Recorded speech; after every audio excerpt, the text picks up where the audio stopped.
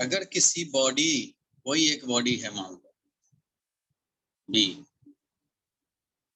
इस बॉडी पे चार्ज है या नहीं है, मतलब नेट चार्ज है या नहीं है, और अगर चार्ज है तो पॉजिटिव है या नेगेटिव है, इस बात के लिए श्योर होने का तरीका जो है वो रिपल्सन है।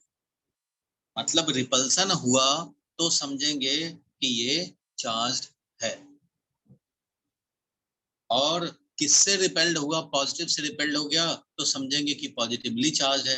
मान लो कि हमने एक बॉडी लाए बी के पास, हमें इसके बारे में टेस्ट करना है कि ये चार्ज है या नहीं है, और है तो कैसा चार्ज है। तो कोई चार्ज बॉडी लाएंगे, पॉजिटिव मान लो, और पॉजिटिव लाने से ये रिपेल्ड हो जाए तो समझ जाएंगे कि ये पॉजिटिवली चार्ज है, तभी पॉजिटिव से पॉजिटिव में रिपल्सन हुआ है। और अगर नेगेटिव चार्ज लाने से, मान लो नेगेटिव चार्ज लाते तब ये रिपेल्ड हो जाता तो समझते कि ये नेगेटिवली चार्ज है। लेकिन रिपल्सन ही है वो तरीका, रिपल्सन से ही हम लोग कंक्लूजन निकाल सकते हैं कि ये पॉजिटिव चार्ज है या नेगेटिव चार्ज, अट्रैक्शन से नहीं। Repulsion helps to conclude whether body B is charged or not, charge है भी या नहीं है, and it's type of charge. अगर ये चार्ज है तो कौन सा टाइप का चार्ज है, पॉजिटिव है या नेगेटिव है, ये कौन बताएगा। तो repulsion is the sure test of charge, मतलब रिपल्सन ही तुम्हें श्योर कर सकता है कि ये टेस्ट जो है चार्ज का वो क्या हुआ रिजल्ट। अट्रैक्शन से हमारा कोई कंक्लूजन नहीं। अगर मान लो हमने कोई पॉजिटिव चार्ज बॉडी लाए और ये अट्रैक्ट हो जाए, attraction does not decide about charge, charge के बारे में ये बिल्कुल डिसाइड नहीं कर सकता। Attraction attraction does not decide about charge of body B, ये चार्ज है भी या नहीं है, अट्रैक्शन अगर हुआ है नो कंक्लूजन।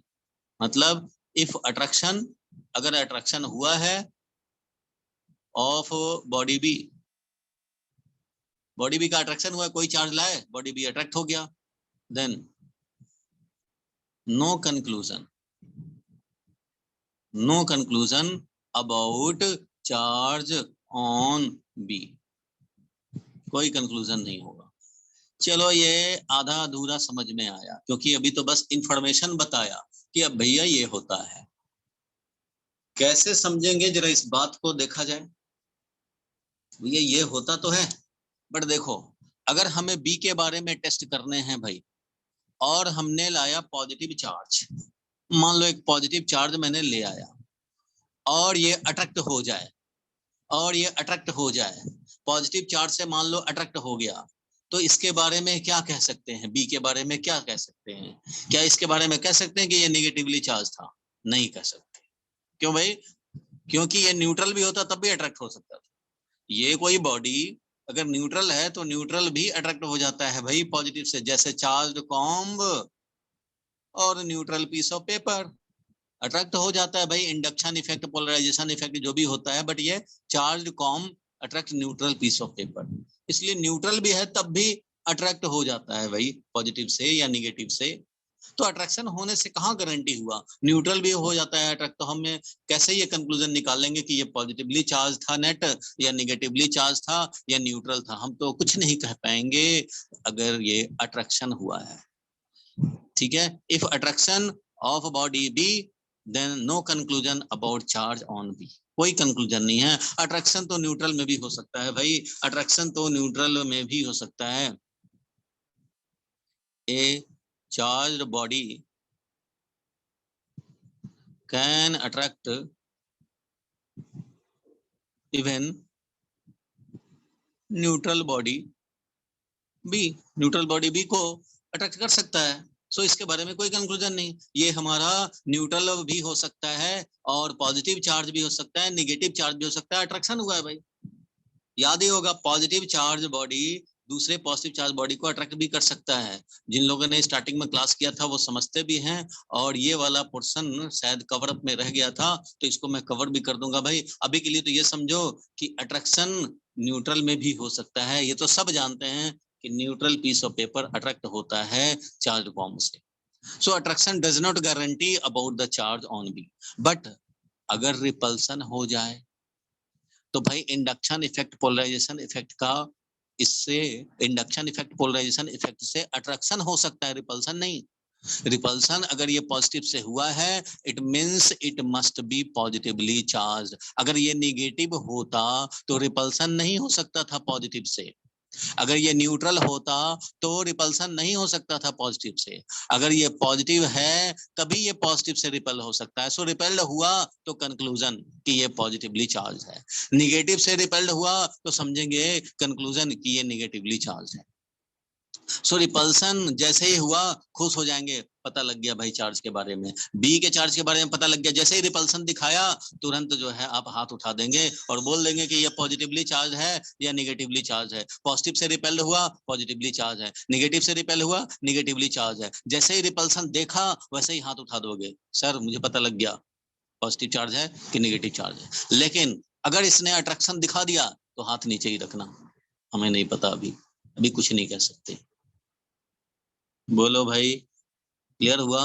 इसलिए बोला जाता है repulsion is the sure test of charge. Repulsion हुआ तुरंत हाथ खड़े कर दो भाई, मुझे पता लग चुका है ये पॉजिटिव से रिपेल्ड हुआ है तो ये पॉजिटिवली चार्ज है, नेगेटिव से रिपेल्ड हुआ है नेगेटिवली चार्ज है। अट्रैक्शन अगर हुआ तो आप हाथ नीचे रखोगे, क्यों? क्योंकि आपको पता ही नहीं है। क्योंकि अट्रैक्शन हमारा तो न्यूट्रल में भी हो जाता है और पॉजिटिव नेगेटिव को भी अट्रैक्ट करता है और पॉजिटिव इवन पॉजिटिव को भी अट्रैक्ट कर सकता है। So no comment about charge on B, no comment on charge on B if attraction occurs। Repulsion हुआ श्योर हो गया। बोलो भाई, क्लियर हो गया? Yes sir. देखो इस क्वेश्चन में क्या है,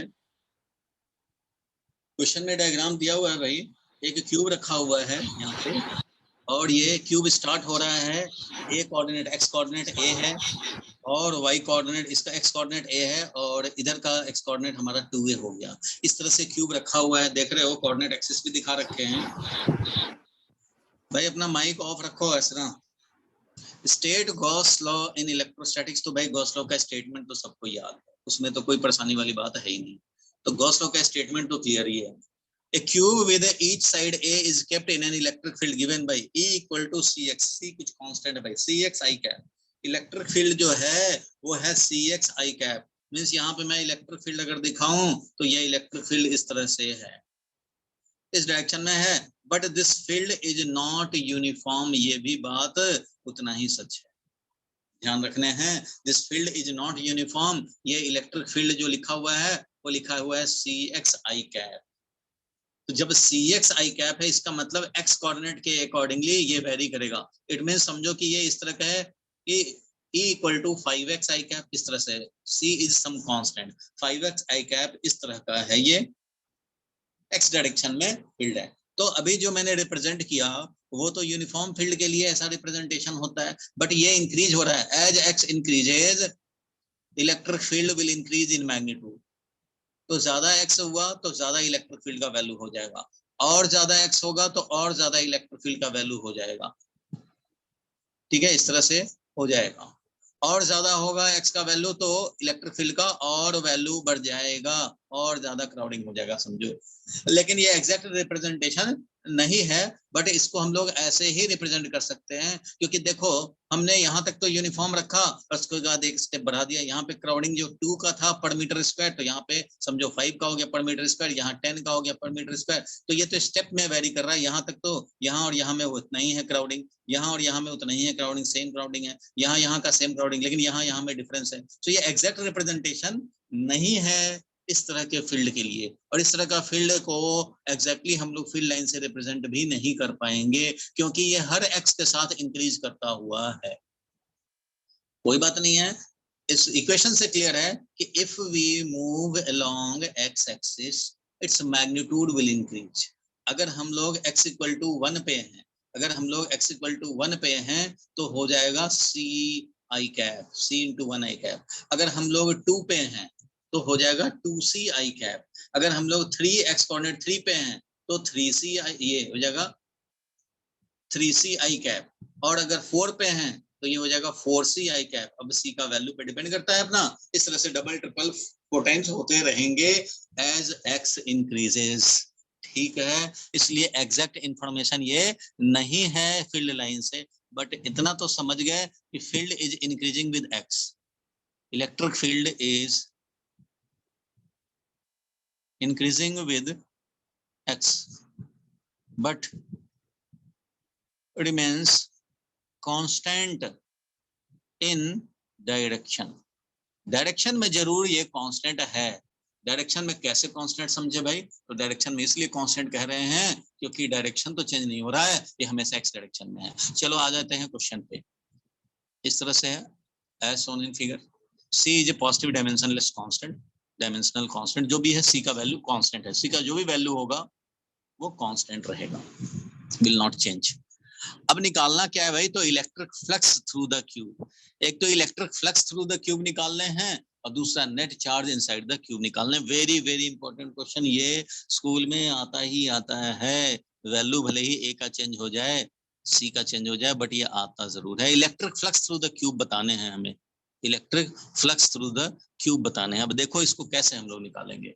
electric flux through the cube, number 1 electric flux through the cube obtain करने हैं, and number 2 charge inside the cube, यानी कि चार्ज इनक्लोज हमें ऑब्टेन करने हैं। ये दो चीज ऑब्टेन करने हैं। चलो कैसे करेंगे भाई इसको? तो तुम्हें पता है भाई कि ये क्यूब इस तरह से है, ये क्यूब जो रखा गया था वो ऐसे था, यही था क्यूब। देख लो भाई ऐसे था, ए पे स्टार्ट हुआ और ए साइड का ये क्यूब भी है, तो यहाँ पे ये ए है अगर, तो ये वाला भी ए है, और इस तरह से ये क्यूब रखा हुआ है। इसके थ्रू हमें फ्लक्स चाहिए, ध्यान देना भाई, इसके थ्रू फ्लक्स चाहिए। तो इसके थ्रू फ्लक्स चाहिए तो कैसे निकालेंगे भाई? तो इसके थ्रू फ्लक्स निकालना है तो एक फेस तो इधर है, देखो इलेक्ट्रिक फील्ड इधर ही है और एरिया भी इधर ही होगा। इसके लिए देखेंगे तो एरिया लेफ्टवर्ड है, इलेक्ट्रिक फील्ड राइटवर्ड है। इसके लिए देखोगे टॉप वाले सरफेस के लिए एरिया ऐसे है और फील्ड हमारा ऐसे राइटवर्ड है, एरिया हमारा डाउनवर्ड है, फील्ड हमारा राइटवर्ड है। इस फ्रंट वाले के लिए देखोगे तो एरिया अपनी तुम्हारी तरफ है जेड डायरेक्शन में, तो फील्ड हमारा एक्स डायरेक्शन में है। उधर वाले बैक वाले सरफेस के लिए देखोगे तो माइनस जेड की तरफ एरिया वेक्टर है और फील्ड है इस डायरेक्शन में। इट मींस 4 एरिया तो यूजलेस हो गया फ्लक्स के मामले में। देखो भाई ये वाला परपेंडिकुलर टॉप सरफेस परपेंडिकुलर था, इसलिए अगर हम लोग फ्लक्स थ्रू द क्यूब निकालेंगे, ध्यान देना, फ्लक्स थ्रू द क्यूब निकालोगे अगर, तो फ्लक्स थ्रू द क्यूब निकालने में flux through top surface, flux through bottom surface, flux through left surface, flux through right surface and flux through left right हो गया, और front end back, front surface और back surface. इस तरह से 6 face के थ्रू फ्लक्स निकालेंगे तब जाकर के नेट फ्लक्स मिलेगा। टॉप सरफेस के थ्रू 0 है क्योंकि भाई थीटा 90 डिग्री है, टॉप सरफेस के लिए थीटा 90 डिग्री। बॉटम वाले के लिए भी वैसे ही 0 है क्योंकि ये है एरिया वेक्टर, ये है फील्ड। और लेफ्ट सरफेस के लिए देखो भाई, लेफ्ट वाले सरफेस के लिए इलेक्ट्रिक फील्ड इधर है, ये इलेक्ट्रिक फील्ड हमारा राइट वर्ड में है और एरिया इधर है लेफ्ट में, इसलिए ये हो जाएगा ई ए कॉस 180 डिग्री, क्योंकि electric field right word, area vector left word 180 degree. Right word वाले में अगर देखें तो राइट वर्ड में एरिया इधर ही है और फील्ड भी उधर ही है, तो हम लोग बोलेंगे ई ए कॉस 0 डिग्री। फ्रंट वाला फेस के लिए ये है एरिया वेक्टर, ये है फील्ड 90 डिग्री एंगल, सो ये 0। और बैक सरफेस के लिए भी एरिया ऐसे है, फील्ड ऐसे है, 90 डिग्री 0 है। और टोटल मिला के क्या हो गया भाई? तो ई ए कॉस E1 ऐसा लिखें और E2 लिखें। देखो अगर ये यूनिफॉर्म फील्ड होता तो ये वाला नेगेटिव हो जाता है, ये पॉजिटिव और कैंसिल भी होता है। यूनिफॉर्म फील्ड का मतलब E1 equal to E2। First face इस वाले पे जो फील्ड होता वैसा ही सेकंड वाले पे अगर फील्ड होता, लेफ्ट वाले पे और राइट वाले पे फील्ड का वैल्यू सेम होता तब ये कैंसिल हो जाता। बट है क्या, यहाँ पे E1 है फील्ड और यहाँ पे E2 है फील्ड, यही तो डिफरेंस है। अगर ये दोनों फील्ड सेम वैल्यू का होता तो कैंसिल होके 0 हो गया होता। ठीक है रोशन? अब देखें हम लोग Yes, कि sir. यहाँ का फील्ड क्या है भाई? तो यहाँ पे जो E1 फील्ड है उसको अगर मैं लिखूं तो E1 के लिए x कोऑर्डिनेट इज a, और जब x कोऑर्डिनेट a लिखोगे तो ये क्या हो जाएगा CA i cap. x coordinate जब a है, x कोऑर्डिनेट जब a है तो CA i कैप यहाँ पे है इलेक्ट्रिक फील्ड E1। और यहाँ का इलेक्ट्रिक फील्ड E2 क्या होगा भाई, तो इलेक्ट्रिक फील्ड होगा E2 a plus a, 2a है x कोऑर्डिनेट जब 2a होगा तो C into 2a i cap, ये है।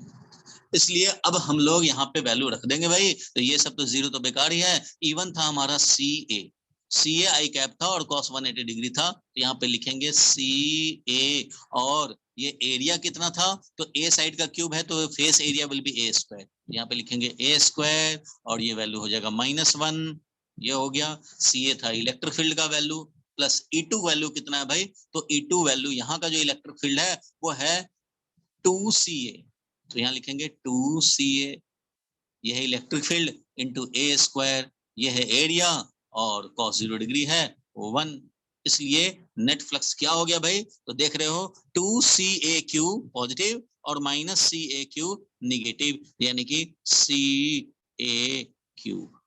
2CA क्यूब में से 1CA क्यूब कैंसिल हो गया तो CA क्यूब मिला हमें, flux through the cube, cube के थ्रू फ्लक्स हमें ये मिल गया। यहां तक क्लियर है, फ्लक्स थ्रू द क्यूब ये मिल गया, इसमें कोई परेशानी वाली बात नहीं होनी चाहिए। देख लो भाई एक बार, माइक्रोस्कोप लगा लो इसमें, और जब ये निकल गया तो चार्ज इनक्लोज निकलना तो एक स्टेप की बात है, क्योंकि नेट फ्लक्स जो होगा, net flux through the cube वो होता है charge enclose upon epsilon naught, इसलिए चार्ज इनक्लोज क्या हो जाएगा भाई, तो epsilon naught into charge flux total, charge enclosed is equal to epsilon naught into flux जो भी नेट निकाले हो, तो epsilon naught into net flux जो निकाले हैं वो CAQ निकाले हैं, तो CAQ से मल्टीप्लाई कर देने, तो ये मिल जाएगा flux epsilon naught into CAQ, epsilon naught into CAQ, क्योंकि CAQ is the flux. Two charges of magnitude -2q and q are located at point A0, 4A0 respectively. What is the electric flux due to these charges through a sphere of radius 3a with the center at the origin? भाई इसके लिए तो diagram बनाना जरूरी है, तो diagram बना लिया जाए। देखो भाई चार्जेस का मैग्नीट्यूड लिखा हुआ है यहाँ पे,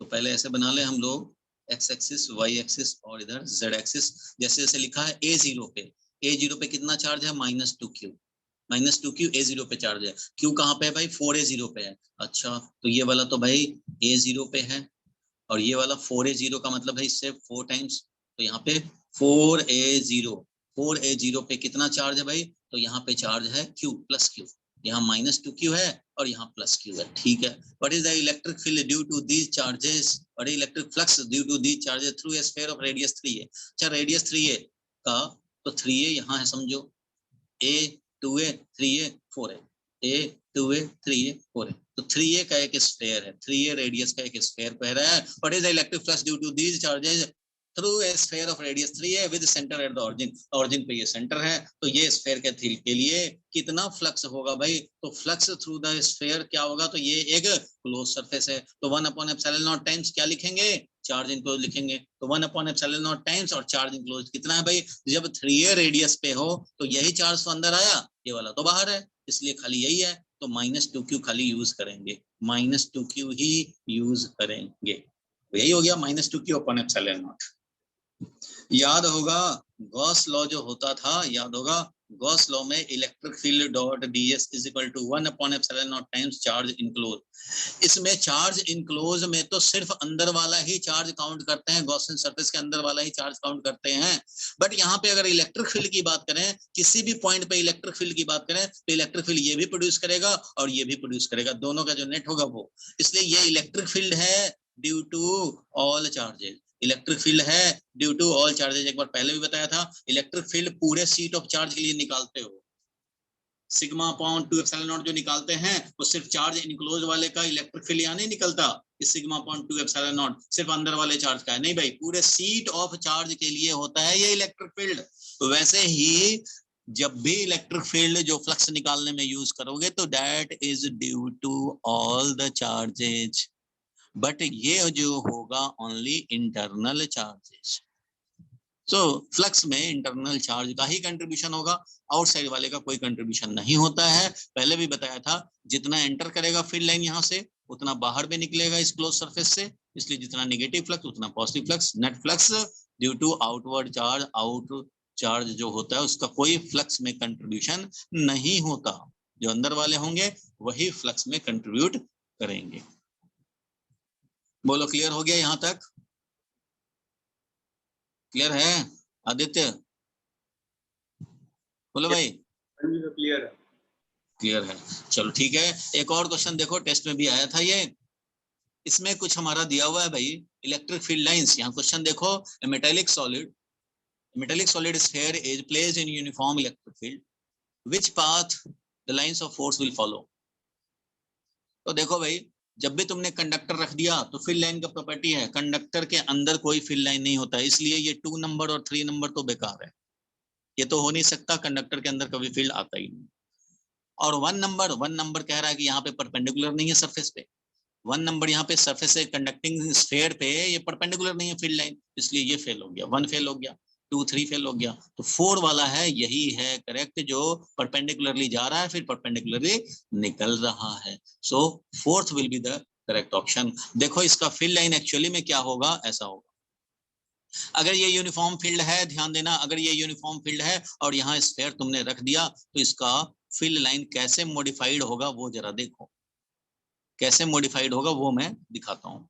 ये फील्ड लाइन जो परपेंडिकुलरली आ रहा है वो परपेंडिकुलरली चला जाएगा, ये वाला थोड़ा बेंड होकर के आएगा सच दैट कि परपेंडिकुलर लगेगा, ये वाला भी थोड़ा बेंड हो जाएगा ऐसे कि परपेंडिकुलर लगे, ये भी थोड़ा बेंड हो जाएगा ऐसा कि परपेंडिकुलर लगे, क्योंकि नॉर्मल ही टर्मिनेट करने होते हैं, तो ये फील्ड लाइन ऐसे होंगे। अब देखो भाई, इलेक्ट्रिक फील्ड लाइंस जब ये पॉजिटिव, मतलब समझो कि यहाँ पे कोई बहुत बड़ा पॉजिटिव चार्ज आया होगा, वही तो ऐसा इलेक्ट्रिक फील्ड सेट करेगा, और वो जो इलेक्ट्रिक फील्ड सेट करेगा तो यहाँ इलेक्ट्रॉन्स जो सुनेंगे इस इलेक्ट्रिक फील्ड की आवाज को, तो इलेक्ट्रॉन्स तो इधर आ जाएंगे। इंडक्शन समझो कि चार्ज रॉड लाए और इसने फील्ड प्रोड्यूस किया और इलेक्ट्रॉन्स को अट्रैक्ट कर लिया, जितना इधर निगेटिव आएंगे उतना यहाँ पॉजिटिव आएंगे। कुछ बोला नहीं गया था स्फीयर के बारे में तो इसको न्यूट्रल ही समझेंगे, न्यूट्रल स्फीयर, तो माइनस क्यू आया तो इधर प्लस क्यू आया, नेट चार्ज 0 था 0 रह गया। चलो बहुत बढ़िया, तो इलेक्ट्रिक फील्ड ऐसे आ गया, निगेटिव पे जाकर के ऐसे टर्मिनेट हो रहा है, तो पॉजिटिव से यहाँ निकलेगा और निकलेगा भी तो परपेंडिकुलर टू द सरफेस, निकलेगा भी तो परपेंडिकुलर टू द सरफेस, इसलिए परपेंडिकुलरली ही निकलने हैं।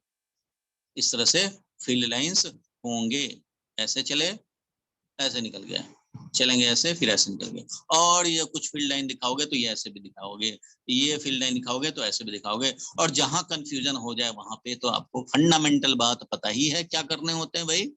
तो फंडामेंटल बात यह है कि वहां पे एक टेस्ट चार्ज रख लो और देख लो भाई, जो यूनिफॉर्म फील्ड था वो यूनिफॉर्म फील्ड रह गया, बस स्फीयर के पास मॉडिफाइड हो गया, निगेटिव से निगेटिव पे जाकर टर्मिनेट हो गया, यहाँ पॉजिटिव से फिर से स्टार्ट हो गया, बट हमेशा ये परपेंडिकुलर रहेगा। तो यही वाला तुम्हारा फोर्थ ऑप्शन था, यही वाला तुम्हारा फोर्थ ऑप्शन था, ठीक है।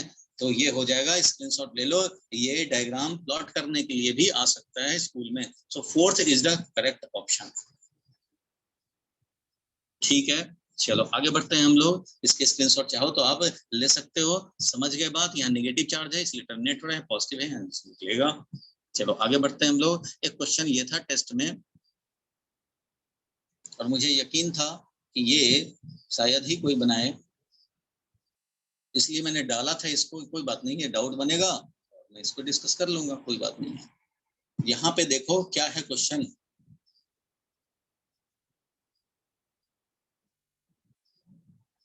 साफ साफ दिख तो रहा है रोशन? क्वेश्चन क्लियरली दिख रहा है? हाँ सर। ठीक है, चलो जल्दी से इसको सोचो क्या करेंगे क्या करेंगे।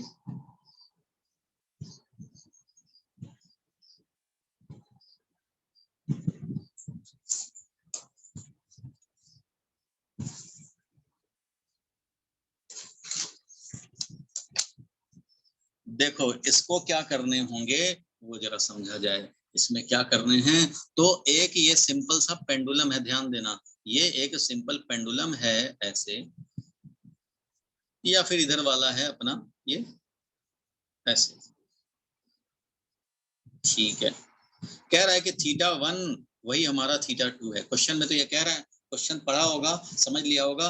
m1 मास है, इधर m1 मास है, इधर m2 मास है, और इधर L1 है, इधर L2 है स्ट्रिंग लेंथ, इधर θ1 है, इधर θ2 है, और इधर Q1 चार्ज है, इधर Q2 चार्ज है। ठीक है भाई।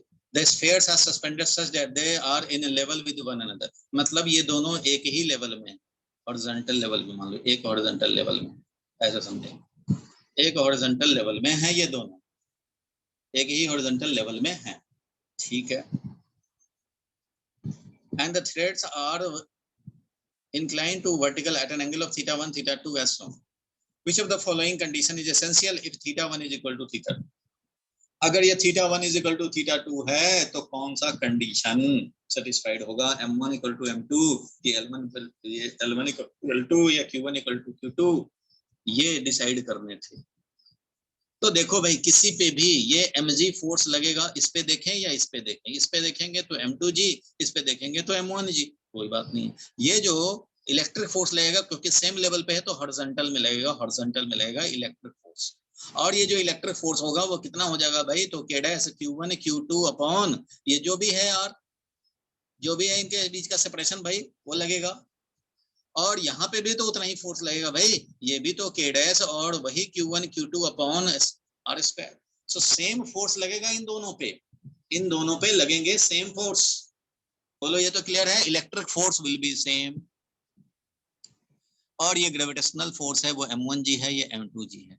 अगर एंगल सेम है तो एंगल तुम चाहो तो निकाल सकते हो भाई, देखो यहाँ से निकाल सकते हो एंगल। अगर ये θ1 है तो ये भी θ1 है, और ये हो जाएगा टेंशन का cos θ1 वाला कंपोनेंट, इधर हो जाएगा टेंशन का sin θ वाला कंपोनेंट, t sin θ। सो अगर मैं यहाँ पे लिखना चाहूँ तो यहाँ लिख सकता हूँ भाई कि t sin θ is equal to electric force, और t cos θ is equal to t cos θ जो ऊपर है इज इक्वल टू m1g। इसलिए यहाँ पे tan थीटा का जो वैल्यू होगा sin theta upon cos theta that is electric force divided bye m1g। और सिमिलरली यहाँ पे tan थीटा 2 हो जाएगा, यहाँ tan थीटा 1 है, यहाँ tan थीटा 2 हो जाएगा, वो कितना होगा भाई, तो इलेक्ट्रिक फोर्स तो सेम ही है, डिवाइडेड बाय ये m2g। ठीक है भाई।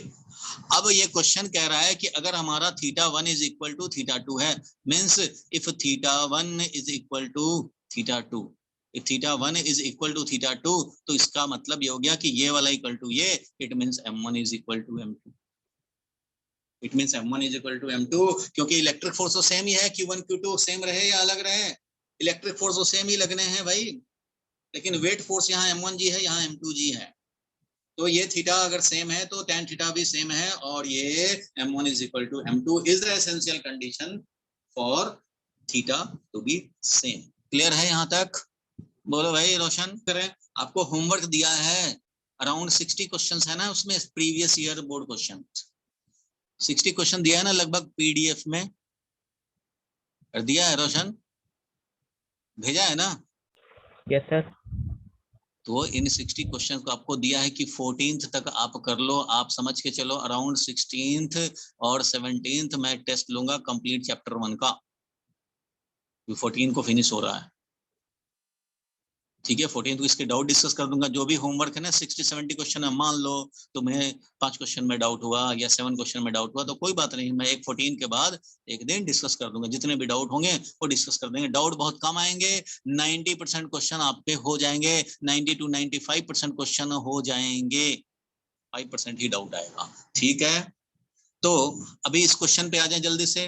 देखो छोटा सा क्वेश्चन है भाई, इन द एडजॉइनिंग सरफेस, ये भी टेस्ट में था, in the adjoining figure shows a spherical Gaussian surface charge distribution when calculating the flux of electric field through the Gaussian surfaces। Gaussian surface के through जब electric field flux calculate करेंगे then the electric field will be due to, तो electric field होता है due to all the charges, electric field होता है due to all the charges। अभी तो बताया था कि यहाँ जो यूज करेंगे उसमें सिर्फ इंटरनल, और ये जो इलेक्ट्रिक फील्ड है वो due to internal and external सारे, ऑल चार्जेस।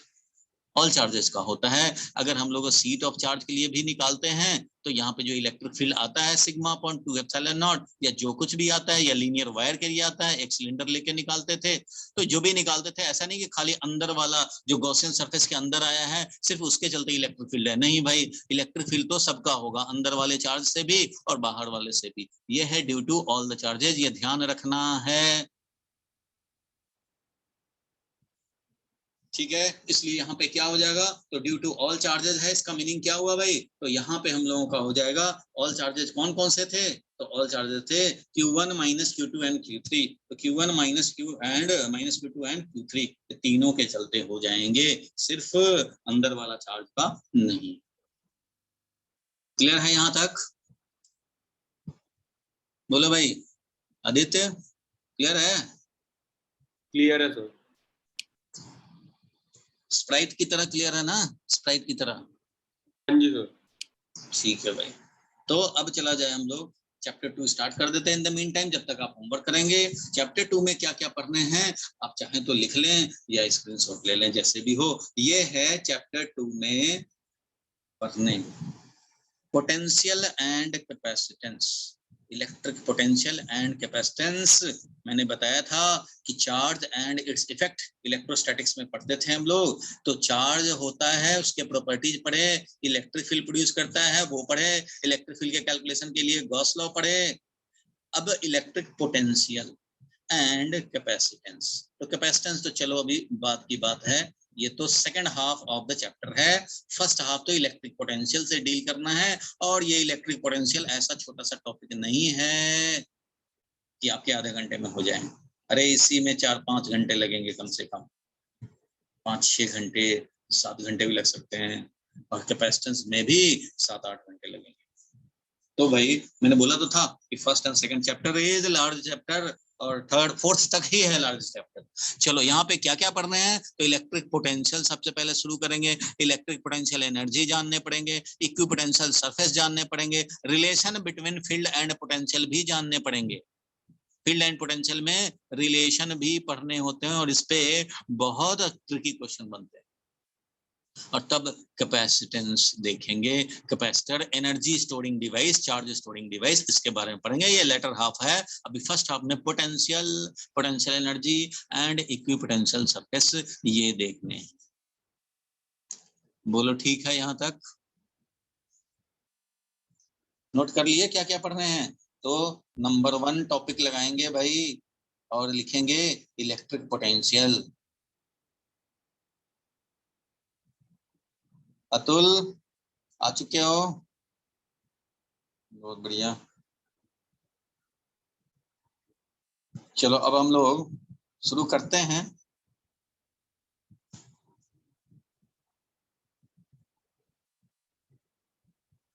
तो सबसे पहला टॉपिक भाई, सबसे पहला टॉपिक हम लोग स्टार्ट करें, क्या है पोटेंशियल। तो पोटेंशियल जिस तरह से ग्रेविटेशनल पोटेंशियल वैसे है इलेक्ट्रिक पोटेंशियल। मैं पहले से लिख दिया हूँ थोड़ा टाइम सेव करने के लिए, ताकि राइटिंग बना रहे, तो साफ साफ दिखे। जल्दी जल्दी में लिखने में राइटिंग नहीं बनता, समझाने वाला काम मैं फटाफट कर देता। देखो भाई इलेक्ट्रिक पोटेंशियल क्या होता है, पहले तो इलेक्ट्रिक पोटेंशियल डिफरेंस की बात करेंगे। इलेक्ट्रिक पोटेंशियल चैप्टर है, बट यहाँ पे पहले पोटेंशियल से पहले जाने हम लोग पोटेंशियल डिफरेंस, इसको समझा जाए। कोई एक ए पॉइंट है, सपोज कोई एक ए पॉइंट है, दूसरा मान लो बी पॉइंट है। अब ए पॉइंट का कुछ पोटेंशियल होगा, बी पॉइंट पे भी कुछ पोटेंशियल होगा, तो B B minus B A क्या होगा, this is called potential difference between A and B. यही है पोटेंशियल डिफरेंस। इसको कैसे डिफाइन करेंगे, potential difference between A and B, कैसे इसको डिफाइन करें भाई? तो ये है देखो कि एक यूनिट चार्ज को, यूनिट पॉजिटिव चार्ज को, यूनिट पॉजिटिव चार्ज को ए पॉइंट से ले जाओ, ले जाओ अगेंस्ट इलेक्ट्रिक फोर्स ले जाओ, बी पॉइंट तक ले जाओ, जितना वर्क करना पड़ेगा वही हो जाएगा potential difference. Work done in taking 1 coulomb charge from point A to point B. Against किसके अगेंस्ट वर्क करोगे भाई? तो अगेंस्ट द इलेक्ट्रिक फोर्स। अगर ये ग्रेविटेशनल पोटेंशियल डिफरेंस होता तो अगेंस्ट ग्रेविटेशनल फोर्स हो जाता, यहाँ पे ये अगेंस्ट इलेक्ट्रिक फोर्स।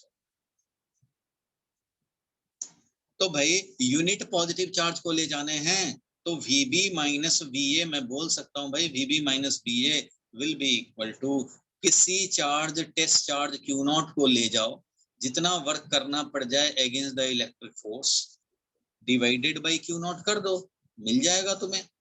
ये हो जाएगा potential difference between point A and B।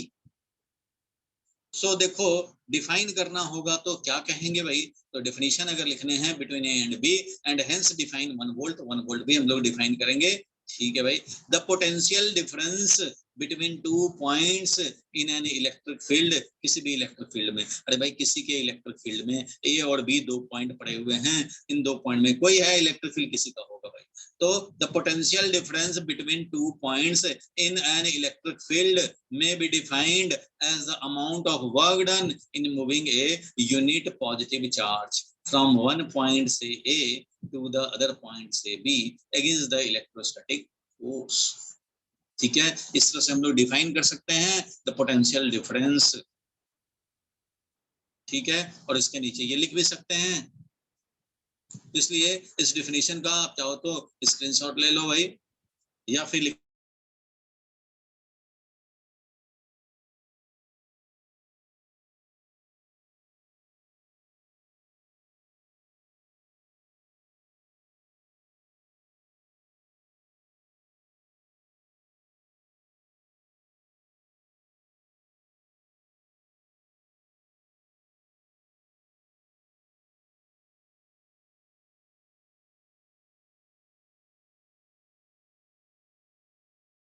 कर दोगे? किस चीज को रिपीट कर दें रोशन? तेरे नीचे जो आपने समझाया था। देखो ए पॉइंट, एक है बी पॉइंट, ठीक है, एक पॉइंट और दूसरा है बी पॉइंट, इन दोनों पॉइंट्स के बीच में पोटेंशियल डिफरेंस क्या होगा वो जानना चाहते हैं। तो जिन 2 पॉइंट्स में पोटेंशियल डिफरेंस जानना हो तो एक पॉइंट से स्टार्ट करो और यूनिट पॉजिटिव चार्ज को ले जाओ ए से बी तक, ए से बी तक ले जाओ।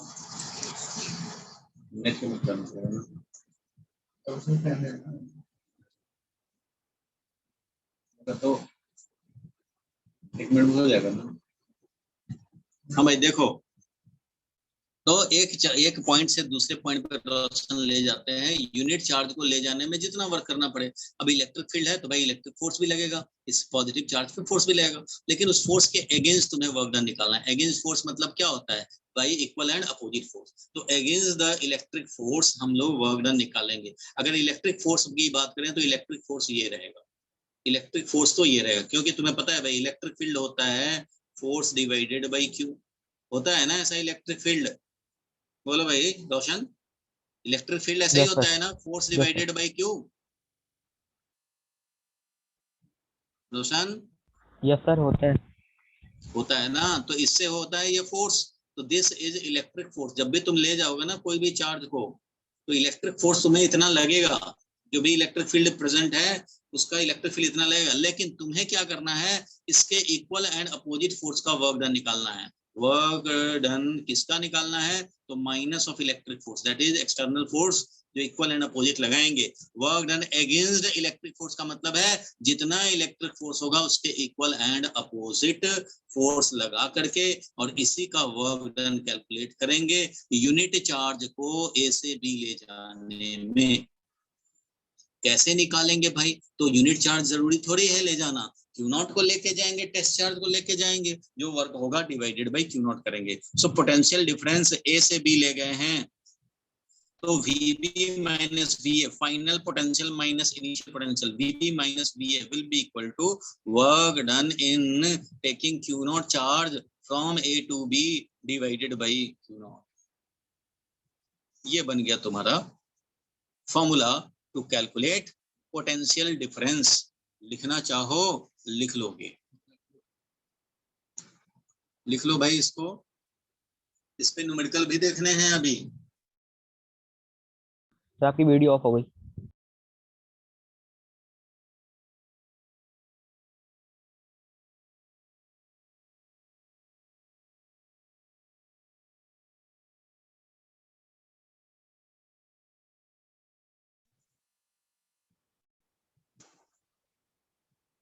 अरे रोशन बोलो तो, क्लियर हुआ कि नहीं? हाँ सर क्लियर हो गया। अब देखो इसी को डेफिनेशन में हमने लिख दिया भाई, डेफिनेशन में क्या लिख दिया तो वो भी तुम देखो।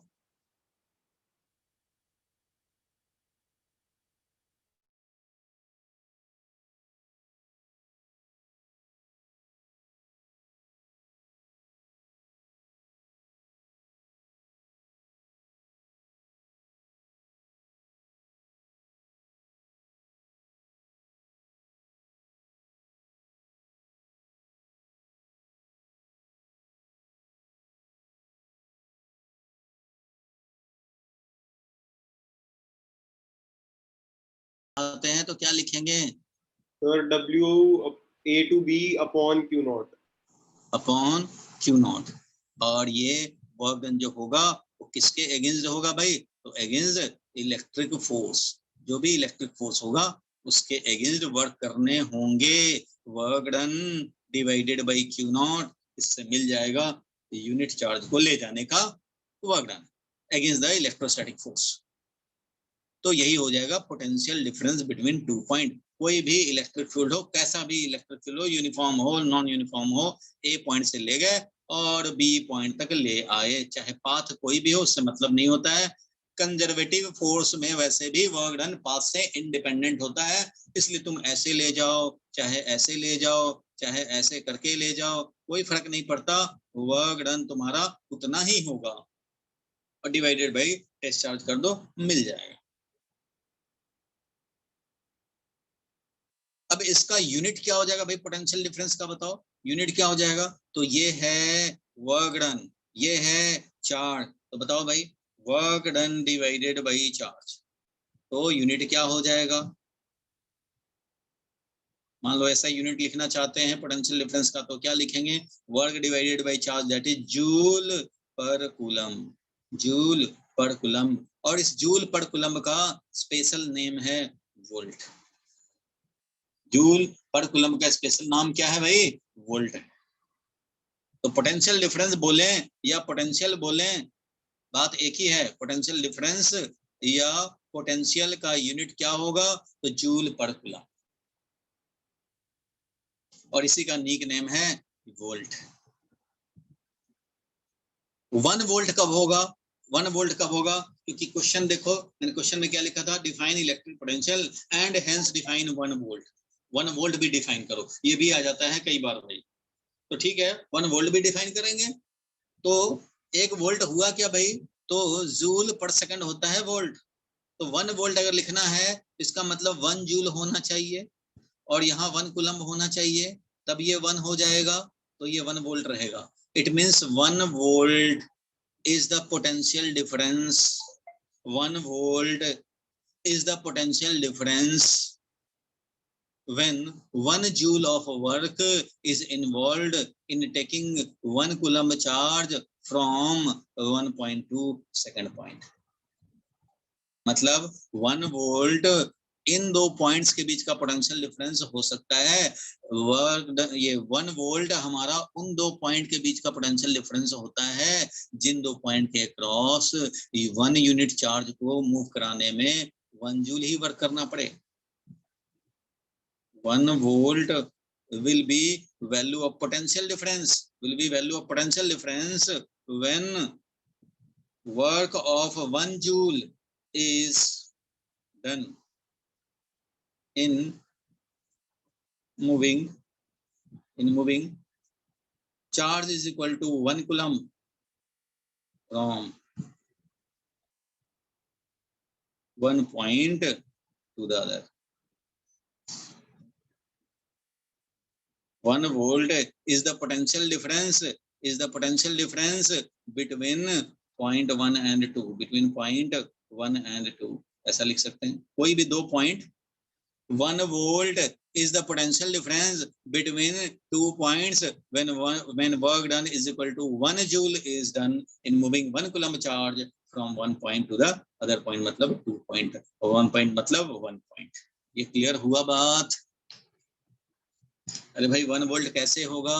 तो भाई ये भी 1 ये भी 1, जो वर्क डन होगा वो भी 1 जूल और चार्ज हो वो भी 1 कूलम, तभी तो होगा 1 वोल्ट। तो 1 वोल्ट पोटेंशियल डिफरेंस तभी होगा, ये 1 वोल्ट तभी बोला जाएगा जब यहाँ 1 जूल हो और यहाँ 1 कूलम हो।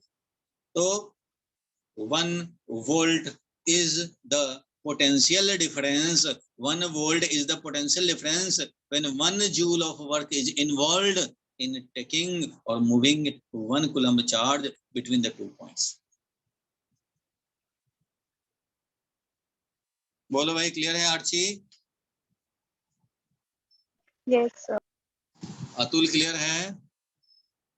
Yes, sir. ध्यान रखना भाई, इलेक्ट्रिक फील्ड का रिक्वायरमेंट, जिसका इलेक्ट्रिक फील्ड वीक रहेगा उसका थोड़ा परेशानी हो जाएगा। हमें गॉस लॉ नहीं चाहिए, हमें फ्लक्स नहीं चाहिए पोटेंशियल समझने के लिए, बस electric field intensity and Coulomb's law चाहिए।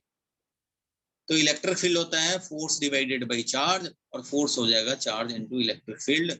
तो इस पे न्यूमेरिकल जब आएंगे तो हम लोग काम करेंगे। फिलहाल पोटेंशियल डिफरेंस हम लोगों ने डिफाइन किया था, जो कि work done divided by charge करते हैं। और ये 1 वोल्ट तभी होगा जब एक ही जूल लगे वर्क का 1 कूलम्ब को एक पॉइंट से दूसरे पॉइंट शिफ्ट करने में अगेंस्ट द इलेक्ट्रिक फोर्स। तो हेंस डिफाइन 1 वोल्ट जो था वो हम लोग समझ गए कि 1 वोल्ट किसको है। स्टेटमेंट में आ जाएगा 2 मार्क्स का, डिफाइन 1 वोल्ट। तो हम लोग क्या करेंगे भाई, तो SI unit of potential difference जो कि वोल्ट है। ठीक है भाई, पोटेंशियल डिफरेंस का एसआई यूनिट वोल्ट होता है। और ये कितना होता है, the potential difference between 2 points in an electric field is said to be 1 volt. Potential difference between 2 points is said to be 1 volt. If 1 joule of work has to be done in moving a positive charge of 1 coulomb from one point to the other against the electrostatic force. So 1 volt will be equal to 1 joule upon 1 coulomb. बोलो भाई, clear है?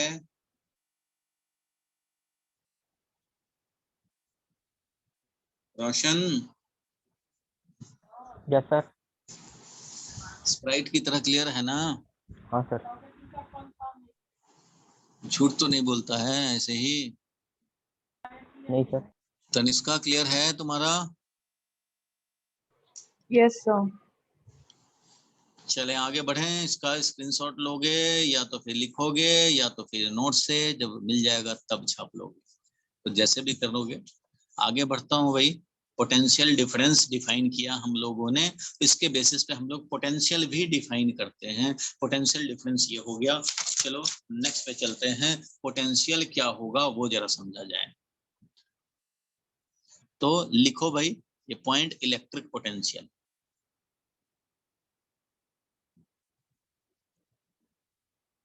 Electric potential,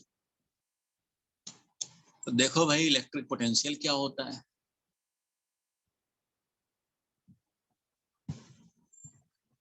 देखो, याद होगा gravitation में भी पढ़े थे, इनफाइनाइट पे हम लोग जीरो पोटेंशियल लेते हैं।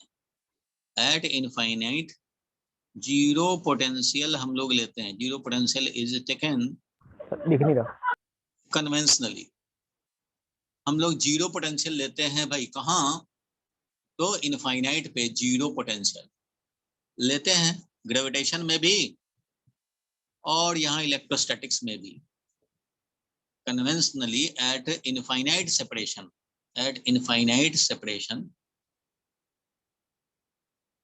ये कन्वेंशन है भाई, जीरो लेना। इनफाइनाइट से ही सारा काम होता है, इनफाइनाइट पे है तो जीरो पोटेंशियल समझते हैं।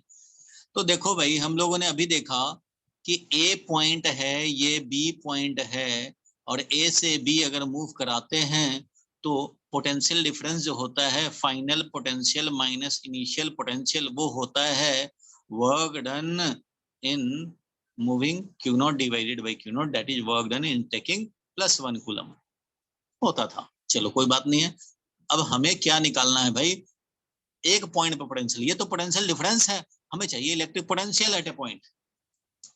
समझो, इलेक्ट्रिक पोटेंशियल हमेशा एट ए पॉइंट ही होता है। जैसे electric field at A point होता है, वैसे ही इलेक्ट्रिक पोटेंशियल भी हमेशा एट ए पॉइंट ही होता है। Electric field and electric potential is function of point change। तो ये पोटेंशियल और फील्ड चेंज हो सकता है, एक पॉइंट पे दो नहीं होते हैं पोटेंशियल या इलेक्ट्रिक फील्ड। चलो अभी तो बात हुई थी भाई पोटेंशियल डिफरेंस की, तो पोटेंशियल डिफरेंस हम लोगों ने देखा। अब बात करना है पोटेंशियल की। तो अगर इस ए पॉइंट को हम लोग सपोज करें कि यही तुम इन्फिनिटी पे हो भाई, मान लो इन्फिनिटी ए समझ लें और बी को प्रेजेंट पॉइंट पी समझ लें, जहां हम लोग निकालना चाहते हैं पोटेंशियल। तो इसको अगर प्रेजेंट पॉइंट पी समझ लें, ले लिया जाए, तो हम लोग ऐसा लिख सकते हैं, वीबी के जगह पे लिख देंगे वीपी, तो VP minus A means we infinity, जो कि हम लोग पोटेंशियल जीरो वाला लेते हैं। समझो कि इन्फिनिटी से अगर बी पॉइंट पे ले जाएंगे तो वीपी माइनस वी इन्फिनिटी होगा, और ये होगा क्या भाई, तो work done in taking 1 coulomb charge, कहां से कहां भाई, तो ये वाला था तुम्हारा, कहां से कहां, ये था ए से बी, ये भी था क्या ए से बी भाई, जब वीबी माइनस वी लिखे हो तो ए से बी ले जाओगे। वैसे यहाँ पे इन्फिनिटी से पी ले जा रहे हैं, तो यहाँ पे लिखेंगे भाई कि ये हम लोग इन्फिनिटी से पी ले जा रहे हैं, तो मिलेगा VP minus we infinity plus 1 coulomb charge को ले जाएंगे, और अगेंस्ट इलेक्ट्रिक फोर्स काम करने हैं, अगेंस्ट इलेक्ट्रिक फील्ड या इलेक्ट्रिक फोर्स हमें काम करने हैं। और ये क्या हो जाएगा भाई, तो वर्क डन टेस्ट चार्ज को ले जाओ, कहां से कहां ले जाओ भाई, इन्फिनिटी से पी पॉइंट तक ले जाओ, और डिवाइडेड बाई क्यू नॉट कर दो, तो मिल जाएगा पोटेंशियल एट पॉइंट पी। क्यों भाई, क्योंकि इन्फिनिटी वाला तो पोटेंशियल ऐसे ही जीरो होता है, वी इन्फिनिटी तो हमारा जीरो रहता है। So potential at point P, potential at point P हमें मिल गया, potential at point P is work done in moving a charge from infinity to the point P, in moving unit charge from infinity to point P, unit charge को ले जाने में निकालेंगे कैसे, तो भाई टेस्ट चार्ज को ले जा रहे हैं, उसमें वर्क डन निकाल रहे हैं, डिवाइडेड बाई टेस्ट चार्ज कर दे रहे हैं, मिल जाएगा हमें। तो इसके बेसिस पे हम लोग potential at A point define कर सकते हैं। तो आप लोग भी इसको लिख लो भाई। सोए हुए क्यों है भाई रोशन, तू लेट के क्यों पढ़ रहा है यहाँ पे, बैठ जा जरा उठ के और कॉपी पे लिखो इसको, electric potential at A point सारे लोग लिखेंगे, ये आ जाएगा डिफाइन करने को स्कूल में 2 मार्क्स का। हेंस इलेक्ट्रिक पोटेंशियल लिखो, हेंस इलेक्ट्रिक पोटेंशियल एक बार लिखोगे तो थोड़ा और तुम्हारा अपना हो जाएगा। इस पे न्यूमेरिकल कर रहे हैं अभी, hence electric potential at A point in certain electric field, in certain electric field is the work done against electric force in moving unit positive charge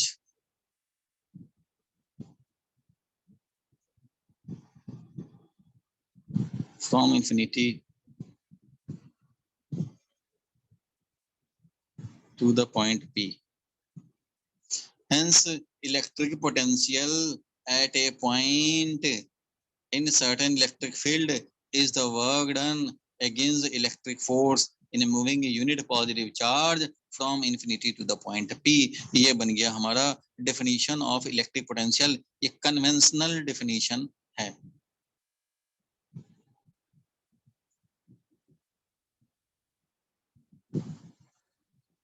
conventional definition इसलिए बोल रहे हैं क्योंकि ये विद कन्वेंशन कि वी इन्फिनिटी हम लोग zero समझेंगे, इस कन्वेंशन के साथ ही हम लोगों ने डिफाइन कर पाए। अगर इन्फिनिटी का पोटेंशियल जीरो नहीं हुआ होता तो वीपी का पोटेंशियल ऐसा नहीं होता। अगर मान लो वीपी पे पोटेंशियल जीरो ना होकर के 2 वोल्ट होता तो ये वीपी माइनस 2 ये मिलता, तो वीपी माइनस 2 ये मिलता, तो वीपी क्या मिलता, तो वीपी माइनस 2 उधर जाकर के प्लस 2 हो जाता, तो प्लस 2 हो जाता। अब जीरो था वी इन्फिनिटी तभी तो प्लस 0 हुआ है। अगर ये 2 वोल्ट होता तो यहाँ प्लस 2 हो जाता, वर्क डन और प्लस 2। अगर ये मान लो 100 वोल्ट होता इन्फिनिटी पे तो यहाँ प्लस 100 हो जाता। तो इसलिए इस कन्वेंशन के साथ कि इन्फिनिटी पे हम लोग पोटेंशियल 0 लेंगे तो potential at point P will be equal to work done in bringing unit charge from infinity to the point P, और ये सारे वर्क डन करने हैं against the electric force. Clear है यहाँ तक definition? Yes sir. Diya clear है?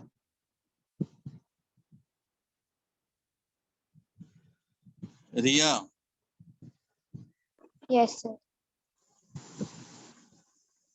चलो क्लियर है, तो अब हम लोग आगे बढ़ते हैं। इस पे न्यूमेरिकल अब जरा सॉल्व करने पड़ेंगे। जिसको नोट करना होगा नोट कर लिया होगा या स्क्रीनशॉट ले लिया होगा। अब इस पे कुछ हम लोग क्वेश्चन देखेंगे आज। तो चलो इसको हम लोग आगे बढ़ाएं और एक क्वेश्चन लिखें। क्वेश्चन लिखो भाई, find electric potential at A distance r from A point charge q। चलो जल्दी से इसको सॉल्व करो, तो इसको जल्दी से डेराइव करो। आता है ये, कम से कम अकेले आएगा तो 2 मार्क्स का, और इसके साथ डेफिनेशन आ जाएगा तो 3 मार्क्स। एक इलेक्ट्रिक पोटेंशियल डिफाइन करने को आ जाएगा, define electric potential and find expression for potential at distance r, तो बन जाएगा 3 मार्क्स का। मीन्स q चार्ज है, इससे r डिस्टेंस पे, ये समझो p पॉइंट है, यहाँ हमें पोटेंशियल का वैल्यू निकालना है। कैसे निकालेंगे भाई?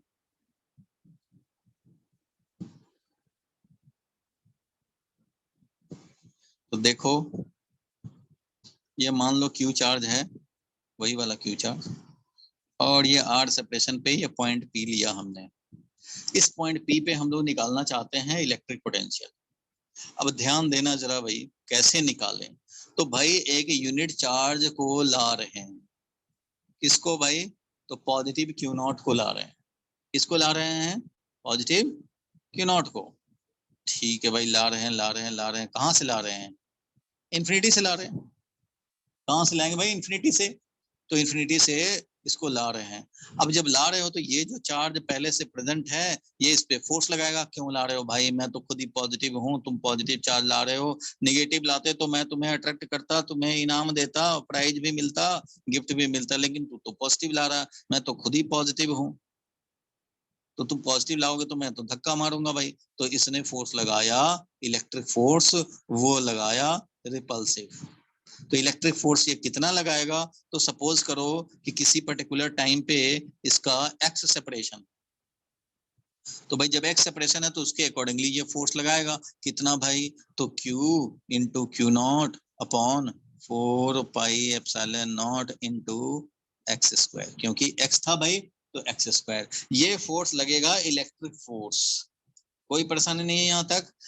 अब इसको धीरे धीरे लाया जा रहा है भाई, डी आर डिस्प्लेसमेंट या डी एक्स डिस्प्लेसमेंट करते जा रहे हैं। सपोज करो अभी एक्स सेपरेशन पे है, अभी ये एक्स सेपरेशन पे, एक्स धीरे धीरे कम होता जाएगा। जब ये बिल्कुल यहाँ आ जाएगा तो एक्स इक्वल टू 0 हो जाएगा। अभी x is equal to large है, एक्स ही सेपरेशन है। धीरे धीरे फाइनली जब ये यहाँ आ जाएगा चार्ज पी पॉइंट पे, तब ये एक्स का वैल्यू स्मॉल आर हो जाएगा, जहां हमें निकालना है। लेकिन अभी तो एक्स लार्ज है, और एक्स का वेरिएशन अगर हम लोग देखें तो एक्स हमारा स्टार्टिंग में, एक्स इनिशियल क्या है? तो एक्स इनिशियल है इनफाइनाइट, और एक्स फाइनल क्या होगा? तो x final will be equal to R. X final will be equal to R, क्योंकि एक्स इनिशियली तो भाई इन्फिनिटी से ला रहे हो, तो यहाँ पे बहुत लार्ज डिस्टेंस पे तो एक्स इनफाइनाइट है, बट धीरे धीरे एक्स का वैल्यू धीरे धीरे कम होता जाएगा। धीरे धीरे एक्स का वैल्यू जब आर हो जाएगा, उसी टाइम हमें पोटेंशियल निकालना है। इसका मतलब वी नीड टू कैलकुलेट, ऐसे मैं लिख दे रहा हूँ, वी नीड टू कैलकुलेट, क्या भाई, क्या हमें जरूरत है? To calculate work in moving charge from infinity to R, that is x का वेरिएशन हम लोग स्टार्ट करेंगे इनिशियल ये, और फाइनली ये है। तो x final is equal to R करने हैं हमें, और पहुंचने हैं पॉइंट पी पे। ये जैसे ही हो गया, दिस विल इम्प्लाइज कि पी पॉइंट हम लोग पहुंच चुके हैं। ठीक है, ये इलेक्ट्रिक फोर्स लगा तुम्हें किसका वर्क डन निकालने हैं भाई? डेफिनेशन क्या कहता है कि electric potential at A point तो इनफाइनाइट से लाने में वर्क डन होता है भाई, इनफाइनाइट से लाने में वर्क डन है, यही तो कहता है भाई। ठीक है, तो इनफाइनाइट से लाएंगे तो वर्क डन हमें इसका निकालना है, जो इलेक्ट्रिक फोर्स लगा रहा है वो वर्क डन नहीं, हमें तो एक्सटर्नल फोर्स जो कि इलेक्ट्रिक फोर्स के इक्वल एंड अपोजिट लगेगा, ये external force minus of electric force लगेगा भाई, क्योंकि इलेक्ट्रिक फोर्स के इक्वल एंड अपोजिट लगाने हैं। मींस जिस एक्सटर्नल फोर्स का वर्क डन निकालने हैं वो है minus of electric force, means equal and opposite of electric force, ऐसा लिखने पड़ेंगे, equal and opposite of electric force.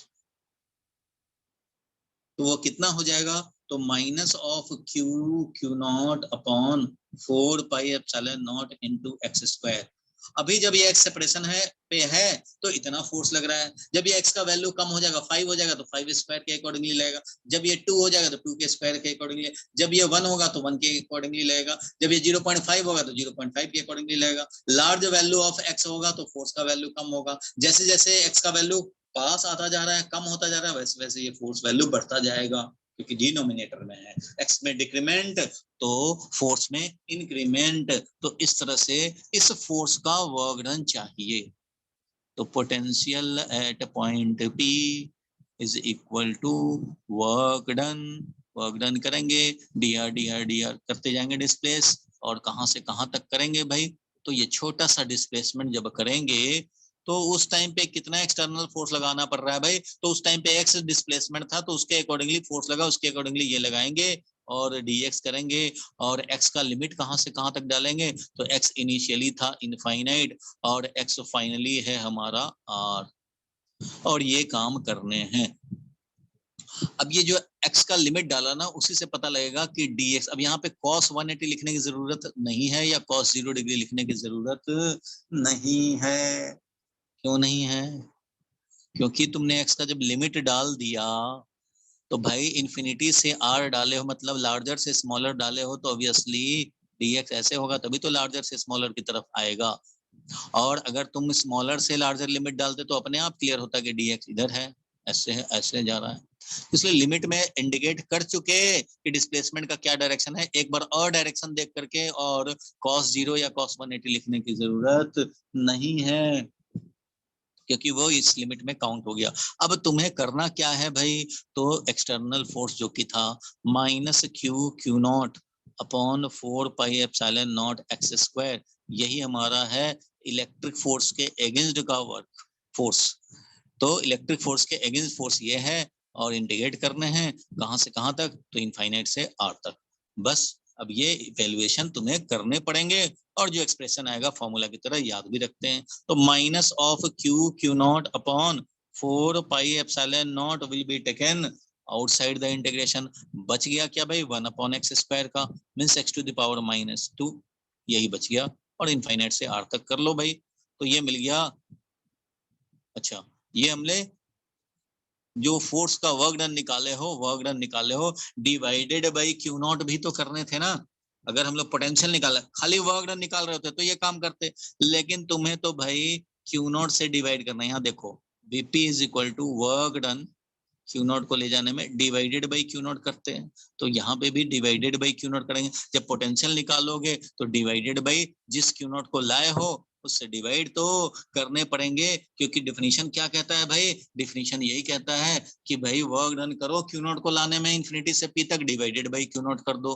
Potential at point P is work done against electric force moving the charge from infinity to the point P, लेकिन unit positive charge को लाना है, इसलिए Q naught को लाओगे तो क्यू नॉट से divide करोगे। इसलिए हम लोग पोटेंशियल जो लिख रहे हैं तो work done divided by Q not करेंगे, वर्क डन न्यूमरेटर में और क्यू नॉट है डिनोमिनेटर। तो इस तरह से क्यू नॉट को हम लोगों ने डिवाइड कर देने हैं। तो ये आया, और डिवाइडेड बाई क्यू नॉट तो है ही, तो डिवाइडेड बाई क्यू नॉट है तो ये वाला क्यू नॉट डिवाइडेड बाई, और इधर जो साइड आया है दोनों कैंसिल हो जाएंगे, और बचेगा क्या? तो minus q upon 4 pi epsilon not, और इसका इंटीग्रेशन क्या होगा? x टू द पावर -2 का integration x to the power -2 + 1 divided by -2 + 1, सबको पता है इनफाइनाइट से r तक, और ये वैल्यू आ गया q upon 4 pi epsilon not, और ये आ गया -1/r। इनफाइनाइट से r तक रख लो, इनफाइनाइट रखोगे तो 0 हो जाएगा, r रखोगे तो r है ही, तो -q/4 पाई एप्सिलॉन नॉट, और ये आ गया -1/r। इन्फिनिटी पे रखेंगे तो ये हो जाएगा 0। इसलिए फाइनली एक्सप्रेशन जो आया वो माइनस माइनस प्लस होकर के q/4 pi epsilon naught r आया, potential at point P, and this works as formula for us. ये फॉर्मूला के लिए यूज होता है भाई, फॉर्मूला है ये। अगर कोई भी चार्ज हो, स्फेरिकल हो या पॉइंट चार्ज हो, इससे r सेपरेशन पे पोटेंशियल देखोगे तो वो पोटेंशियल कितना होगा, तो ये charge divided by 4 pi epsilon naught r। कुछ लोग इसको kq/r भी बोलते हैं, kq/r, पोटेंशियल इज kq/r। तो हमारे लिए क्या हो जाएगा, पोटेंशियल इज k'/q/r, k'/q/r, क्योंकि k' होता है 1/4 पाई एप्सिलॉन नॉट, सबको पता है भाई। तो ये फॉर्मूला याद रखना, q चार्ज से r डिस्टेंस पर अगर हमें पोटेंशियल निकालने हैं तो वो सिंपली है charge divided by 4 pi epsilon naught r, charge divided by 4 pi epsilon naught r। Very very important, ये बन गया फॉर्मूला। क्वेश्चन क्या था भाई, तो हमें निकालना था potential at point r, at distance r from the point charge q। तो ये फॉर्मूला क्या बना भाई, तो पोटेंशियल बन गया q divided by 4 pi epsilon naught r। Means अगर ग्राफ प्लॉट करोगे पोटेंशियल और r में, तो वो ऐसा ग्राफ आएगा, इनवर्सली प्रोपोर्शनल टू r। ठीक है, यहाँ तक फिर से मैं रिपीट मार दूं, ये था पॉइंट चार्ज या स्फेरिकल चार्ज, इसके चलते r सेपरेशन पे, due to this charge at separation r, we need to calculate the value of electric potential, and as per definition electric potential is work done per unit charge in taking unit positive charge from infinity to the point P। तो infinity से यहाँ तक लाने हैं। अब infinity से लाना शुरू किए भाई शुरू, तो अभी किसी मोमेंट पे x सेपरेशन था, तो भाई ठीक है, अभी इस मोमेंट पे x है, x का वैल्यू धीरे धीरे कम होता जाएगा, इनफाइनाइट से चलते r आ जाएगा। उस पूरे के लिए वर्क डन चाहिए हमें, तो हम लोगों ने वर्क डन कैलकुलेट करना शुरू किया। हमें चाहिए work done against the electric force, इसलिए इसका वर्क डन निकालेंगे। तो यही वाला यहाँ पे यूज होगा, ये वाला का वर्क डन निकालने हैं, इसका वर्क डन निकालने हैं, इसलिए यही यहाँ यूज होगा। तो यहाँ यूज किया हम लोगों ने, और divided by Q not cancel हो गया, और ये मिल गया, इंटीग्रेट किया, वैल्यू आ गया q/4 pi epsilon naught r, या kq/r, k'/q/r हम लोग समझते हैं।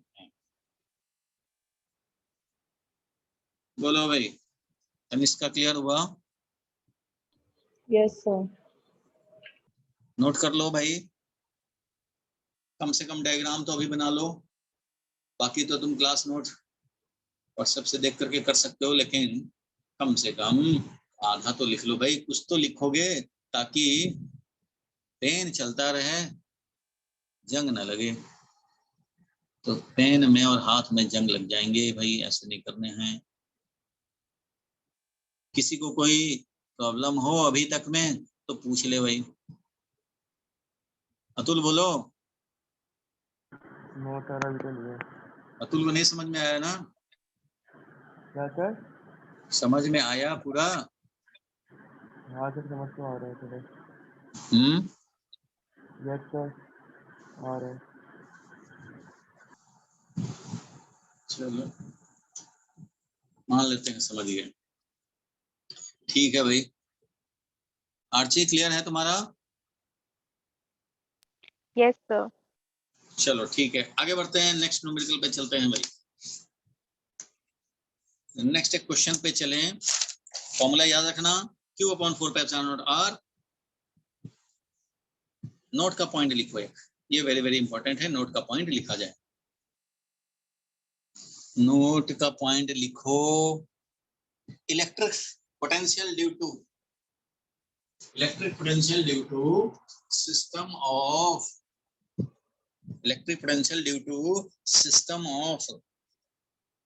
potential due to system of a discrete charge ऐसा लिखो, discrete charge।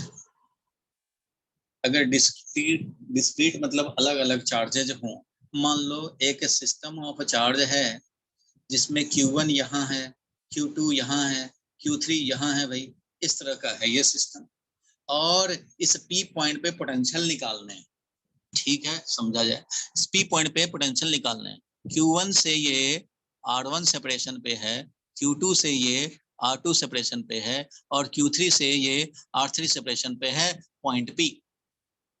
तो पोटेंशियल एट पॉइंट P निकालना है भाई, तो इन्फिनिटी से लाओगे टेस्ट चार्ज को भाई, इन्फिनिटी से लाओगे और ला करके P पॉइंट पे रखोगे और वर्क डन कैलकुलेट करोगे, डिवाइडेड बाई Q नॉट करोगे, तो VP तो यही होगा भाई। वर्क डन लाओ Q नॉट को लाने में, और इन्फिनिटी से तुम्हें P तक लाने पड़ेंगे, यही काम करते हो भाई। तो जब ये इन्फिनिटी से लाओगे तो Q1 के अगेंस्ट वर्क करना पड़ेगा, Q2 के अगेंस्ट वर्क करना पड़ेगा, Q3 के अगेंस्ट वर्क करना पड़ेगा, मींस वर्क डन Q1 के अगेंस्ट, वर्क डन Q2 के अगेंस्ट, वर्क डन Q3 के अगेंस्ट, सब तो अपने अपने फोर्स लगाएंगे, सब अपने अपना वर्क करेगा भाई, डिवाइडेड बाई Q नॉट करने पड़ेंगे। इट मींस, ये समझ गए, टोटल वर्क डन निकालने हैं भाई। जब तुम Q नॉट को लाओगे इन्फिनिटी से, तो फर्स्ट वाला भी फोर्स लगाएगा, सेकंड वाला भी लगाएगा, थर्ड वाला भी फोर्स लगाएगा, सब फोर्स लगाएंगे, सबके अगेंस्ट वर्क करने पड़ेंगे। तो W1 अपॉन Q नॉट समझे, W2 अपॉन Q नॉट समझे, और W3 अपॉन Q नॉट समझे। तो भाई W1 अपॉन Q नॉट जो है, इसको समझ सकते हैं कि सिर्फ यही चार्ज होता, ओनली Q1 होता, तो इसके अगेंस्ट वर्क डन W1 जो करते और डिवाइडेड बाय Q नॉट करते, तो ये मिलता हमें potential due to first charge only. लेकिन यहाँ पे W2 सेकंड चार्ज भी है, उसके अगेंस्ट भी वर्क करना पड़ा, तो इसको लिखेंगे W2 अपॉन Q नॉट को लिखेंगे potential due to second charge alone, potential due to third charge alone. इसी तरह से जितने भी होते हैं चार्जेस डिस्क्रीट सिस्टम में, उतने पोटेंशियल करते जाते, और तब जाके मिलता हमें net potential at point P। It means बहुत सारे चार्जेस हों, तो ऐसे में हर चार्ज के चलते जो भी पोटेंशियल बनेंगे, और एक चार्ज का क्या पोटेंशियल बनेगा तो तुम्हें पता है भाई, Q1 अपॉन 4πε0 R1। सेकंड के लिए बनेगा तो सेकंड वाला चार्ज डिवाइडेड बाय 4πε0, और P का सेपरेशन सेकंड वाले से। थर्ड वाले का देखोगे तो थर्ड वाला चार्ज डिवाइडेड बाय 4πε0, और थर्ड वाले चार्ज से सेपरेशन P पॉइंट का R3 एंड सो ऑन, ऐसा चलता रहेगा। बोलो यहाँ तक ठीक है। अब मैं बता रहा हूँ पोटेंशियल ड्यू टू, मान लो अगर हमें निकालना हो potential due to continuous system of charge, तो डिस्क्रीट हो गया, कॉन्टिन्यूअस सिस्टम ऑफ चार्ज के लिए कैसे निकालेंगे, तो ये भी भाई फॉर्मूला की तरह काम करेगा। कॉन्टिन्यूअस सिस्टम ऑफ चार्ज के लिए कैसे निकालेंगे पोटेंशियल, तो भाई इसके लिए समझें, तो फिर वैसे ही होगा, कंटिन्यूअस मान लो कोई सिस्टम है भाई, इस पे चार्ज है, ये वायर है, मान लो ये वायर है, इस पे चार्जेज हैं, अब इस चार्ज के मान लो वायर है या रिंग है, कुछ भी है, इस पॉइंट पे निकालना है पोटेंशियल। तो भाई जब ऐसे वायर्स हों कंटिन्यूअस सिस्टम, तो एक एलिमेंट लोगे DQ से P पॉइंट का सेपरेशन है अगर R, तो DV मिलेगा तुम्हें, इस DQ के चलते पोटेंशियल होगा वही चार्ज डिवाइडेड बाई 4πε0 R, ऐसे तो मिलेगा किसी भी चार्ज से R सेपरेशन पे, तो यही होता है पोटेंशियल। यहाँ चार्ज DQ है, ऐसा यहाँ का DQ भी पोटेंशियल प्रोड्यूस करेगा, यहाँ का भी करेगा, यहाँ का भी करेगा, सब करेंगे। यहाँ का पोटेंशियल जो ये DQ, ध्यान देना, बताना भाई जिससे पूछूंगा, ये वाला DQ जो यहाँ पे पोटेंशियल प्रोड्यूस करेगा वो किस डायरेक्शन में करेगा, लेफ्ट की राइट की अप की डाउन, युवराज बोलो, ये वाला DQ यहाँ पे किस डायरेक्शन में पोटेंशियल प्रोड्यूस करेगा,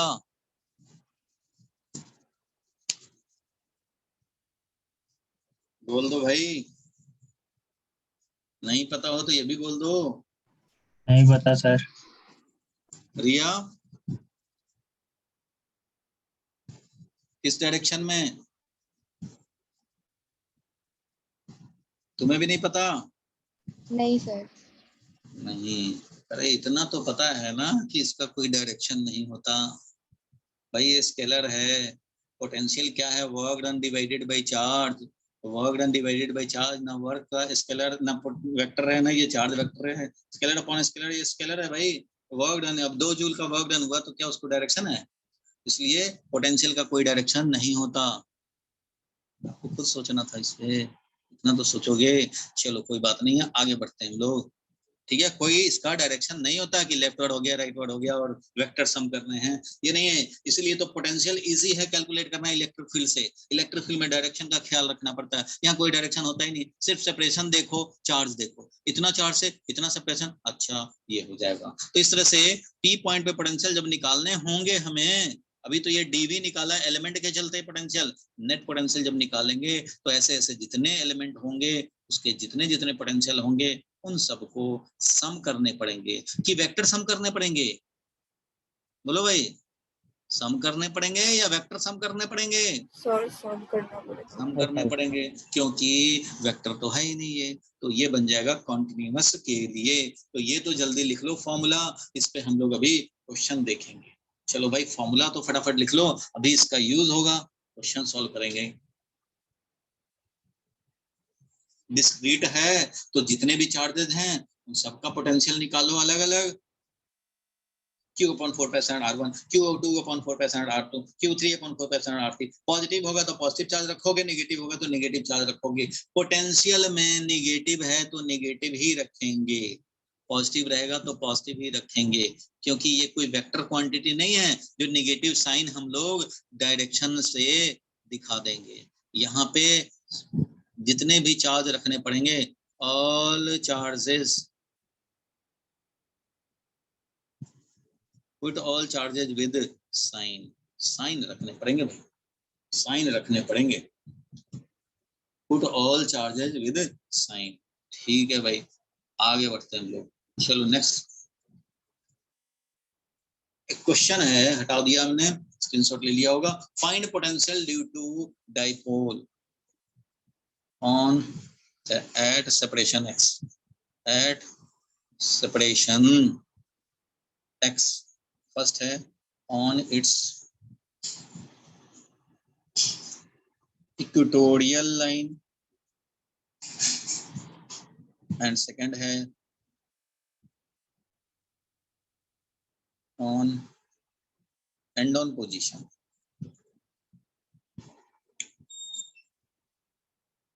एंड ऑन पोजीशन और डाइपोल मोमेंट जो दिया हुआ है वो ये दिया हुआ है Q/12,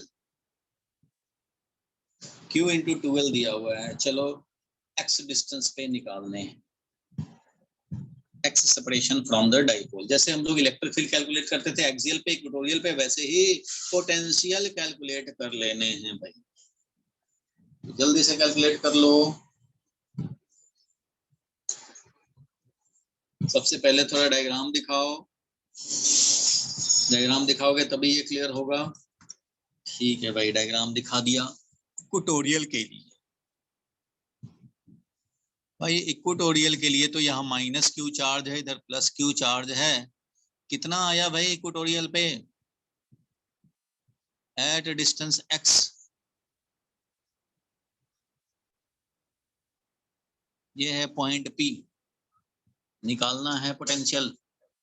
बोलो भाई, पॉजिटिव चार्ज से सेपरेशन है R, नेगेटिव चार्ज से भी सेपरेशन है R। R का वैल्यू क्या है? तो इधर है L और ये है x, तो √L² + x², ये है R। ठीक है, ये था टोटल इलेक्ट्रिक डाइपोल। बोलो भाई कितना आया? ये था इलेक्ट्रिक डाइपोल, ग्रीन कलर का इलेक्ट्रिक डाइपोल।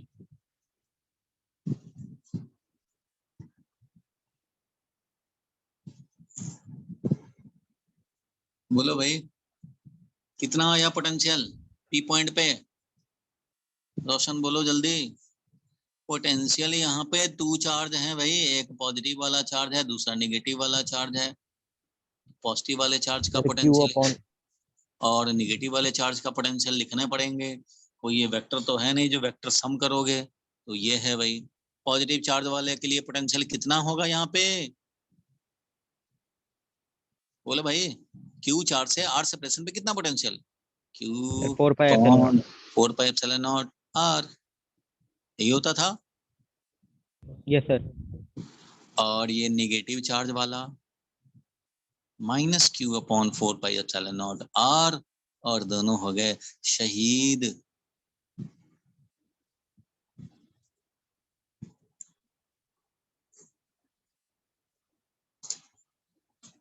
बोलो भाई, कंफ्यूजन है कुछ? देखो, कंफ्यूजन की कोई बात नहीं है। हम लोग ला रहे हैं क्यू नॉट, कहां से भाई? From infinity. सारे लोग जरा इधर देखें, अपना कॉपी पेन छोड़ दें, खोपड़ी पे थोड़ा जोड़ दें।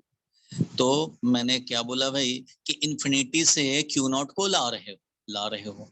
ये वाला बोल रहा है आ जाओ आ जाओ, ये बोल रहा है मत आओ भाई मत आओ, उधर ही रहो। दोनों में लड़ाई हो रही है, एक अट्रैक्ट कर रहा है इसको बेचारे को, एक रिपेल कर रहा है, दोनों के अगेंस्ट काम कर रहा है। तो यहाँ तक लाए तो इसने बोला भाई अट्रैक्शन, ये अट्रैक्शन में तो इसका जो वर्क डन होगा, इसके अगेंस्ट जो वर्क डन होगा वो, और इसके अगेंस्ट जो वर्क डन होगा, दोनों इक्वल एंड अपोजिट होंगे भाई।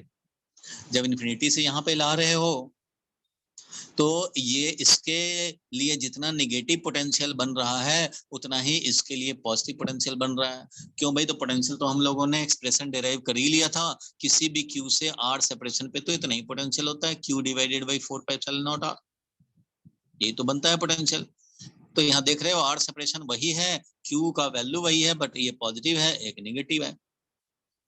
तो जब इन्फिनिटी पे लाओगे तो ये जितना रिपेल करेगा वो उतना ही अट्रैक्ट करेगा। मींस ओवरऑल समझो कि इसके अगेंस्ट जितना वर्क पॉजिटिव करने पड़ेंगे, इसके अगेंस्ट उतना ही वर्क नेगेटिव करने पड़ेंगे, और overall work done will be equal to 0।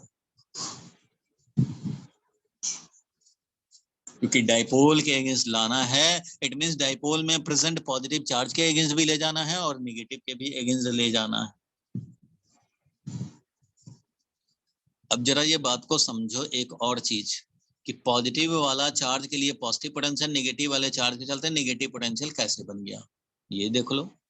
चलो, ये हमने टेस्ट चार्ज देखा, नेगेटिव वाला तो अट्रैक्ट कर रहा था, तो ये हो गया electric force due to negative charge.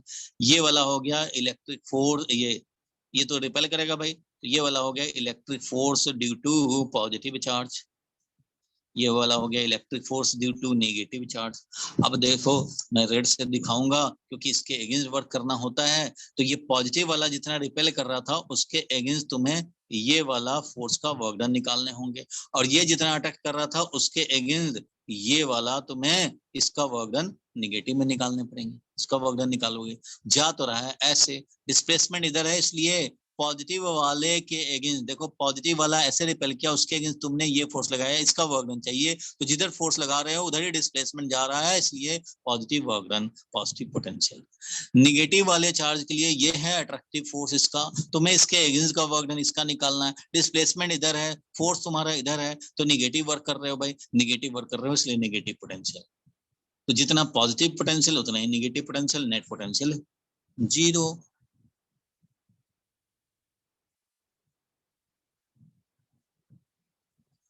बोलो भाई, रोशन क्लियर हुआ? Yes sir. ठीक है, क्लियर हो गया तो नेक्स्ट क्वेश्चन दिखाएं। Yes sir.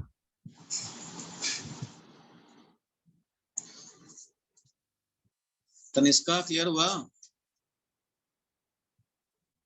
Yes sir. चलो, अब एक डाइपोल ले लेते हैं, अब उसके एक्सियल पॉइंट पे निकालना, तो जल्दी से निकाल दो। एक्सियल पॉइंट पे जल्दी से निकाल दो भाई, इसमें तो तुम एक्सपर्ट हो।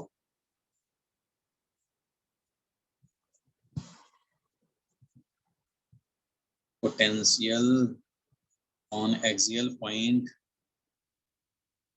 Of dipole E is equal to Q into 2L।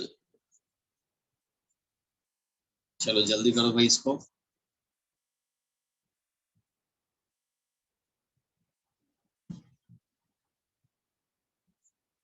जल्दी निकालो। इससे x डिस्टेंस बोले तो ये है x, इस पॉइंट P, और इधर भी है L, इधर भी है L। ये बन गया पूरा डाइपोल।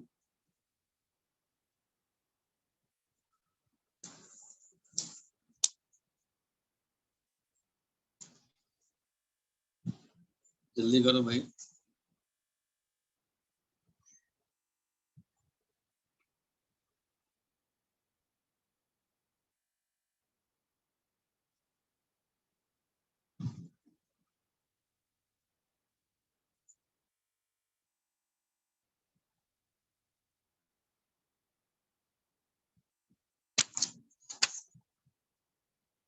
आया कुछ? देखो Yes, क्या sir. करने पड़ेंगे भाई। अगेन हमें क्या करने हैं, क्योंकि ये डिस्क्रीट चार्ज सिस्टम है। Potential due to positive charge, potential due to negative charge, एक ही तो डाइपोल है भाई, दो दो चार्ज हैं। ठीक है भाई। अब पॉजिटिव चार्ज वाले के लिए कितना होगा, तो पॉजिटिव चार्ज का value divided by 4 pi epsilon naught into separation. Separation कितना हो जाएगा, सेपरेशन कितना हो जाएगा भाई, X minus L. x minus L. Roshan negative वाले का जब देखेंगे तो निगेटिव वाले से कितना सेपरेशन हो जाएगा भाई, Sir, X minus L square. इधर का x प्लस एल हो जाएगा, इधर x माइनस एल हो जाएगा। इसलिए पॉजिटिव चार्ज के लिए लिखेंगे तो यहाँ पे q x माइनस एल लिखेंगे, और निगेटिव चार्ज वाले का जब लिखेंगे तो लिखेंगे minus q upon 4 pi epsilon naught into x plus L. अब इसको तुम्हें स्टैंडर्ड फॉर्म में लाने हैं भाई, ऐसे काम नहीं चलेगा। इसको स्टैंडर्ड फॉर्म में लाने हैं तो हम लोग क्या करेंगे, एलसीएम ले लेंगे। तो 1 अपॉन 4 पाई एप्सिलॉन नॉट, तो कम से कम ये q upon 4 pi epsilon not LCM ले लिया, और बचा क्या भाई, ये कोई वेक्टर तो है नहीं जो डायरेक्शन हमें देखने हैं। तो यहाँ पे हो गया x minus L into x plus L, ये एलसीएम हो गया, और इधर हो जाएगा x plus L minus x minus L, ये हो जाएगा।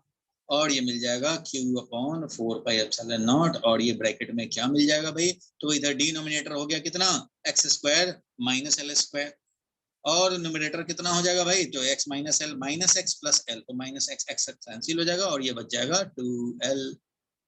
ठीक है भाई। तो फाइनली रिजल्ट क्या आया भाई, एक्सियल पॉइंट पे बीपी, जो कि एक्सियल पॉइंट है, यहाँ पे पोटेंशियल क्या मिला, तो डाइपोल मोमेंट का वैल्यू q इंटू 12 को क्या बोलेंगे, q इंटू 12 को क्या बोलेंगे रोशन, क्या बोलेंगे q इंटू 12, डाइपोल मोमेंट का value. Moment value. q into 12 is dipole moment, vector नहीं, उसका वैल्यू। इसलिए ये डाइपोल मोमेंट का वैल्यू आया अपॉन 4 पाई एप्सिलॉन नॉट आया, और x square minus L square आया। ये बन गया तुम्हारा एक्सियल पॉइंट पे पोटेंशियल का एक्सप्रेशन। याद रहे वेक्टर फॉर्म में मत छोड़ देना, स्केलर है। तो इसको हम लोग नोट कर लिया है। आया होगा तुम्हारा इतना, जहां मिस्टेक हुआ होगा उसको मॉडिफाई कर लेना। हम लोगों ने पॉजिटिव चार्ज का पोटेंशियल निकाला, फिर प्लस किया, निगेटिव चार्ज वाले का पोटेंशियल निकाला, और ये हमें कैलकुलेट हो गया। ठीक है, आगे बढ़ लें भाई। एक और क्वेश्चन करोगे रोशन? Yes, sir. चलो एक क्वेश्चन और किया जाए। ये आ गया क्वेश्चन, एक है स्क्वायर, ये स्क्वायर ले लो भाई एल लेंथ का, L length L length L length. जल्दी से पी पॉइंट पे पोटेंशियल निकाल दो भाई, जल्दी से पी पॉइंट पे पोटेंशियल निकाल दो, निकाल दो भाई।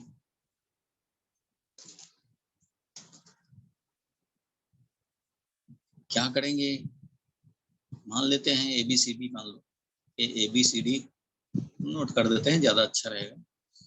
V due to charge at A, V due to charge at B, potential due to charge at C, potential due to charge at D।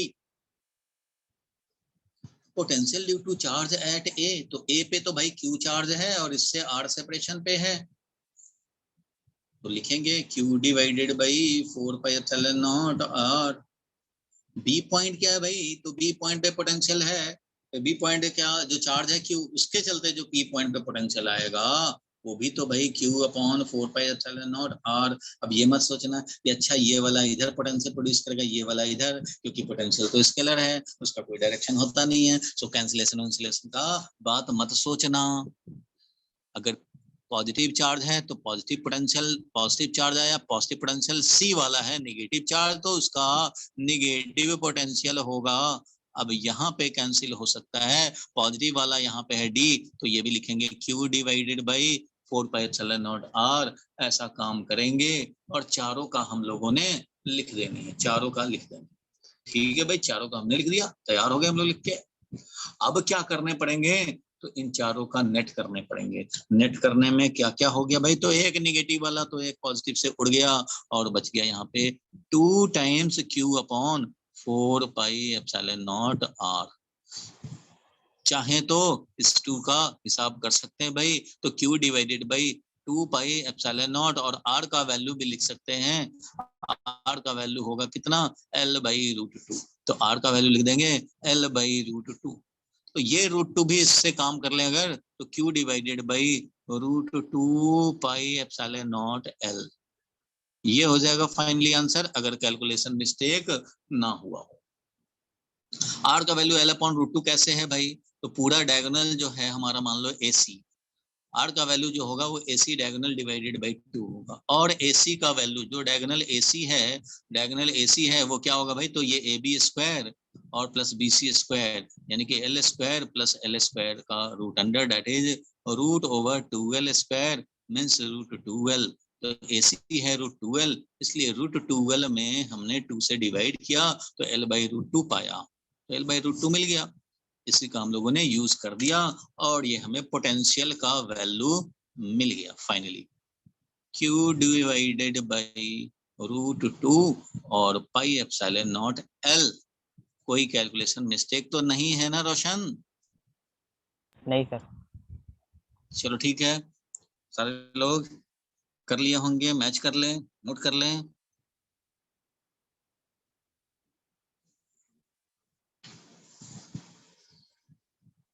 चलो एक क्वेश्चन और हम लोग देखें, इससे कॉन्टिन्यूअस वाला है एक, ये यूनिफॉर्मली चार्ज रिंग। चलो ये मान लो uniformly charge ring, R radius का है, इसके सेंटर पे P पॉइंट है, मींस इसके सेंटर पे ही निकालना है पोटेंशियल, क्या होगा जल्दी करो भाई।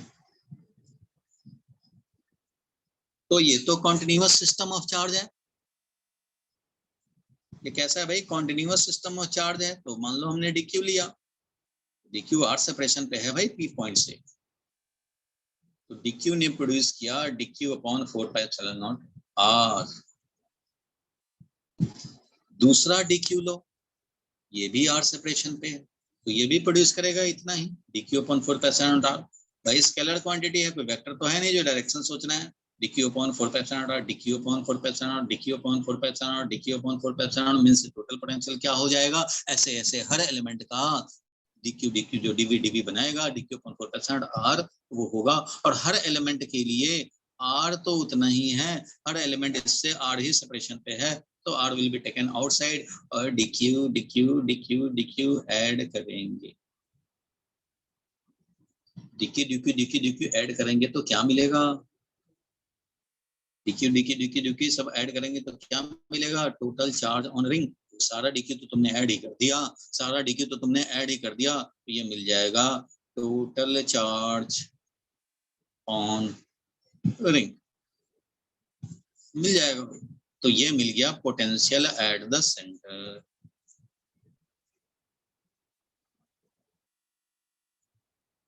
कुछ समझ में आया भाई? यस सर, आ गया। Yes sir.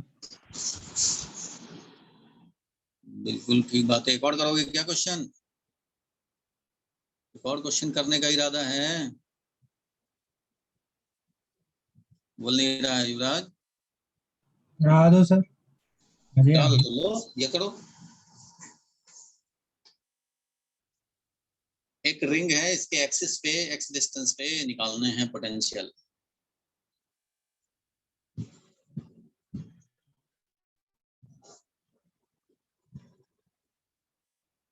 चलो ये होमवर्क दे देता हूँ, जरा सोच समझ के बनाना, क्योंकि टाइम हो गया है, टाइम को डिस्टर्ब ना किया जाए। इसका भी एलिमेंट लेना और उस तरह से काम करना और देखना। और एक और मैं दे देता हूँ, चलो ये होमवर्क में 2 क्वेश्चन तो दे रहा हूँ, बाकी आपका होमवर्क दिया हुआ है चैप्टर 1 के कॉरस्पॉन्डिंग, इसलिए 2 होमवर्क दे देते हैं, बस कुछ नहीं, ये 2 मिनट का चीज दे देते हैं। एक है ये हेमीस्फेयर, एक ये हेमीस्फेयर है जिसपे चार्ज है भाई, इस पे भी चार्ज है, पॉजिटिव पॉजिटिव पॉजिटिव पॉजिटिव, पूरे पे चार्ज है भाई, और इस पे चार्ज डेंसिटी है sigma. Sigma is charge per unit area, सबको मालूम ही है, ये होता ही है। चार्ज पर यूनिट एरिया वो है सिग्मा, रेडियस है इसका आर, ये है सेंटर पॉइंट पी। तो हमें वीपी यानी कि पोटेंशियल एट द सेंटर निकालने हैं। परेशानी हो कोई बात नहीं है, यूनिफॉर्मली चार्ज सरफेस डेंसिटी, ये यूनिफॉर्मली चार्ज्ड हेमिस्फीयर है, यूनिफॉर्मली चार्ज्ड हॉलो हेमिस्फीयर, समझो हेमिस्फीयर है, इधर नहीं है, डिस्क नहीं लगा हुआ है, ये डिस्क नहीं लगा हुआ है भाई, बस ये कर्व्ड सरफेस है और इस पे चार्ज है चार्ज है चार्ज है चार्ज है चार्ज है, हर जगह यूनिफॉर्मली डिस्ट्रीब्यूटेड चार्ज है, और इसके लिए निकाल लेंगे। तो ये 2 काम होमवर्क में ये हो जाएंगे। बाकी मैंने चैप्टर 1 के आपको 14 मई तक का होमवर्क दिया हुआ है, उसके सारे क्वेश्चन को करने हैं। ठीक है, रोशन हो जाएगा। रोशन